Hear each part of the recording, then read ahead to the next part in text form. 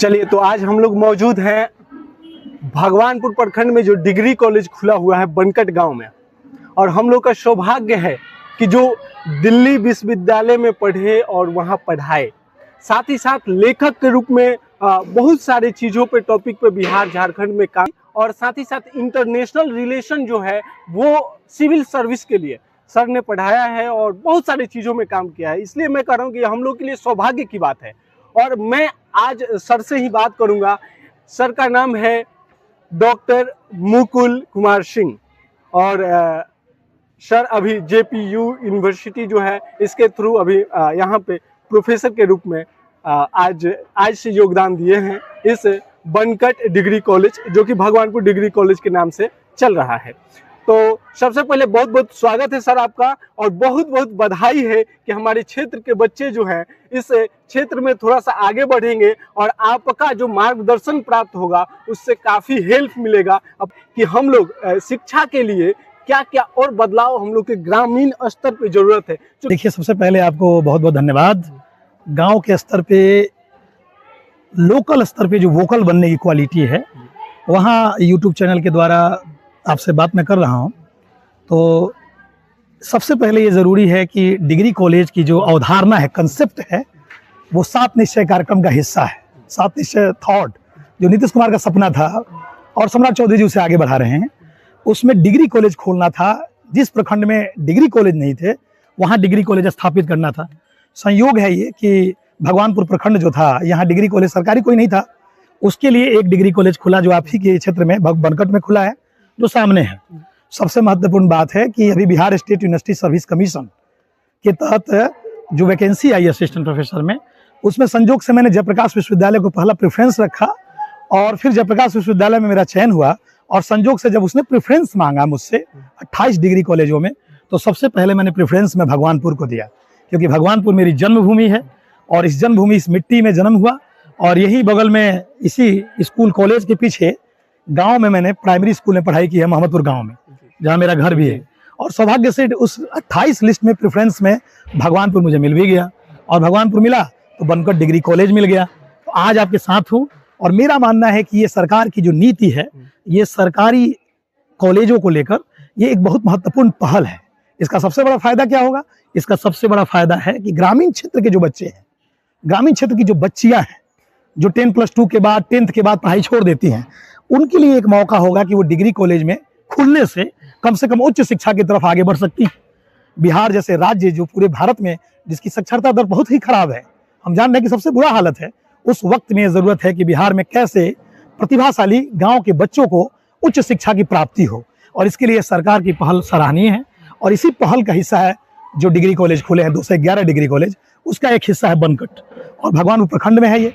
ठीक ये इसलिए और ज़्यादा महत्वपूर्ण हो जाता है कि इसके खुलने से अगल बगल के ग्रामीण परिदृश्य में बच्चों को लाभ मिलेगा। और सौभाग्य की बात है, मान लीजिए कि मैंने दिल्ली विश्वविद्यालय के में पढ़ाया कुछ समय तक, SCRT में लगातार टीचर ट्रेनिंग देता रहा। इसके अलावा लगातार मैंने वहाँ काम किया कि बड़े स्तर पे ये प्रयास रहे कि कई किताबों को लिखा मैंने, बिहार को लेकर, उत्तर प्रदेश को लेकर, कई राज्यों में। बहुत बड़े स्तर पे सिविल सर्विसेज में मैंने करियर बिल में पढ़ाया, इंटरनेशनल रिलेशन पढ़ाता हूँ। लेकिन सबके बावजूद भी ये सौभाग्य की बात होगा कि इसी जिला में, अपने ही घर में, अपने ही प्रखंड में, और यहाँ तक कि अपने ही पंचायत में असिस्टेंट प्रोफेसर के तौर पे आया हूँ। इसका सबसे बड़ा मुझे बेनिफिट ये होगा कि गांव के बच्चों से रूबरू होने का मौका मिलेगा, उन्हें सही दिशा में ले जाने का मौका मिलेगा, और सही दिशा में उन्हें मेरा जो अनुभव है निश्चित रूप से वो लाभकारी होगा, ताकि उनका जनरेशन, जो आने वाला जनरेशन है, उसका भविष्य उज्जवल हो। नया बच्चा, नई लड़कियां जो बच्चे हैं, उनको ज़्यादा से ज़्यादा लाभ हो कि उन्हें करना क्या है, उनका फ्यूचर क्या है, वो कैसे आगे बढ़ सकते हैं। इसलिए एक अच्छी पहल है सरकार की, उस पहल के हम हिस्सा हैं। बहुत बढ़िया। देखिए, अभी सबसे बड़ा यहाँ पे जो दिखाई देता है, जो समस्या है यहाँ पे, कि बच्चे रेगुलर क्लास नहीं आ पाते हैं, और इसका कहीं ना कहीं कमी मतलब मिला जुला के चलता है कि कुछ विद्यालय की भी कमी होती है, कुछ बच्चों की भी कमी होती है। लेकिन देखा जाता है कि वही बच्चे कोचिंग में रेगुलर जाते हैं, लेकिन विद्यालय में रेगुलर नहीं आते हैं। और पूछने पर बच्चों का ये समस्या रहता है कि मेरा सिलेबस पूरा नहीं होता है, सिलेबस पे फोकस नहीं किया जाता है, इसलिए मुझे कोचिंग लेना पड़ता है। तो क्या इस अभी जो जितने भी नए प्रोफेसर बहाल हुए हैं, इस पे काम करना आवश्यक है कि बच्चे कॉलेज से जुड़े, न कि केवल कोचिंग से। देखिए कि कोचिंग में क्या होता है कि 2 घंटे की क्लास होती है, उसमें 1 घंटे 2 घंटे पढ़े।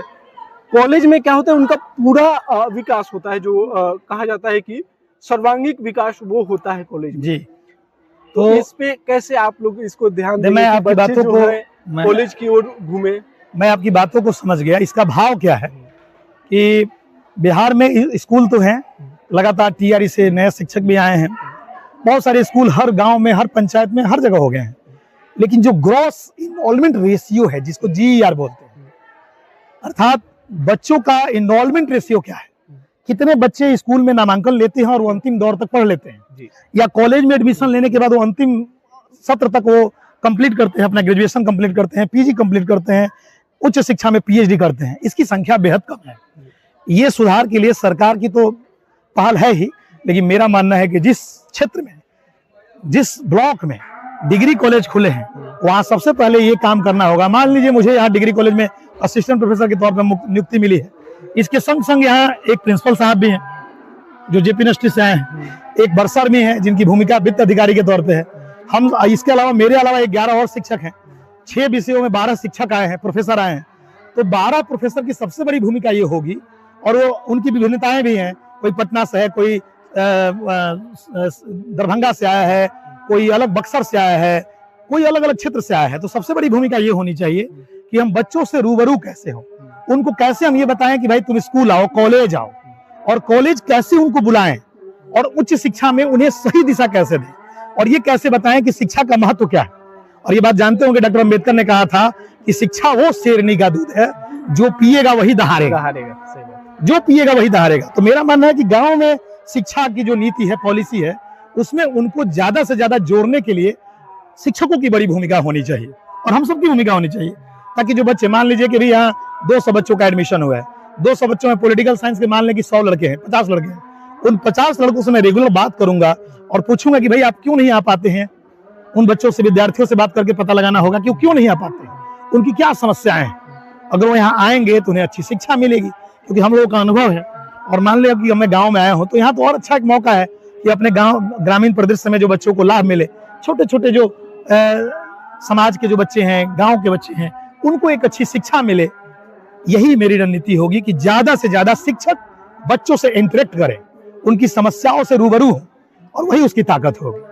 बहुत बहुत धन्यवाद। सर से बात करके लगा कि नहीं, हम लोग बदलाव ला सकते हैं, और हम लोग का भी पूरा सपोर्ट रहेगा सर के साथ कि इस समाज में जो अभी पीछे छूट रहे बच्चे हैं, उन सबको आगे लाने का प्रयास हो, और शिक्षा से जुड़े, और सभी लोग अपना भविष्य बेहतर करें। तो सर का एक बार बहुत बहुत धन्यवाद। बहुत बहुत धन्यवाद।